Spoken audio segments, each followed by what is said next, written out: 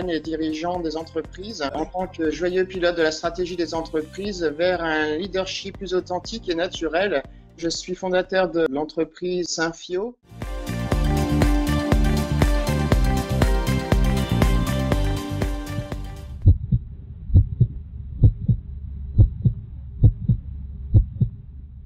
Alors, la deuxième lettre du mot leader, c'est le E, donc signifie emotional branding, en français, qui peut être traduit par le lien affectif. Alors, aujourd'hui, la majorité des personnes mettent en évidence le meilleur chez les autres, mais par contre, un leader inspirant, lui, va beaucoup plus loin. En fait, il noue des liens affectifs durables avec les autres. En nouant en fait des liens affectifs durables avec les autres, en fait, les autres vont chercher sa présence, à rendre service au leader, à contribuer à la vision du leader et l'entreprise et à participer à la réussite du leader.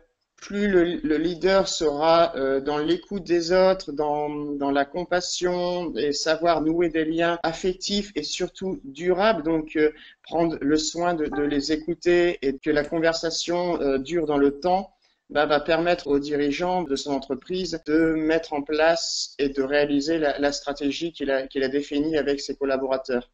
Être à l'écoute des autres, c'est être à l'écoute de soi-même.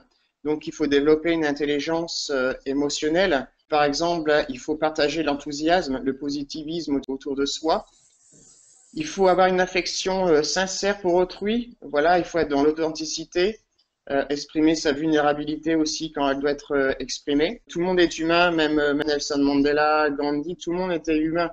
Et en fait, c'est en étant humain qu'on peut faire adhérer les autres à son projet, à sa vision. Après, il faut aussi savoir communiquer, donc communiquer de façon non violente. Lors d'un potentiel conflit, comment le résoudre. Donc voilà, il existe différentes techniques pour résoudre ce conflit. Il faut développer son intelligence émotionnelle et moi aussi j'ajoute une intelligence spirituelle. Il faut savoir dégager l'amour, la joie, la paix intérieure. Plus on dégage l'amour, la joie, plus on est dans sa satisfaction, plus les autres vont être à l'écoute et vont vouloir se greffer à nous. C'est devenir un aimant. Il y a plusieurs moyens d'être à l'écoute des autres et de l'écoute surtout de soi-même. C'est par exemple pratiquer la méditation. Une quinzaine de minutes par jour suffisent à aller chercher la paix intérieure, le calme et l'amour pour soi-même. Et c'est en ayant développé cet amour pour nous-mêmes qu'on peut dégager l'amour pour les autres.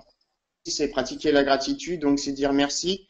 Merci à la vie. La première chose à faire le matin, c'est se dire merci à soi-même. Merci d'être en vie, merci pour le lit qui m'a permis de me reposer, de me ressourcer.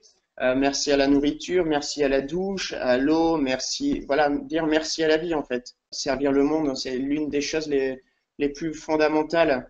On vit en collectivité, on vient ici dans ce monde pour apporter de la joie, pour aider le monde à s'élever en plus en conscience. J'utilise le mot leader, mais voilà, c'est un mot qu'il faut utiliser pour tout le monde en fait, pour n'importe quelle personne. Moi, je pense par exemple à la mère ou au père au foyer. Tout le monde a un impact, tout le monde a un rôle dans ce monde, tout le monde a sa place dans ce monde, donc tout le monde est leader dans ce monde.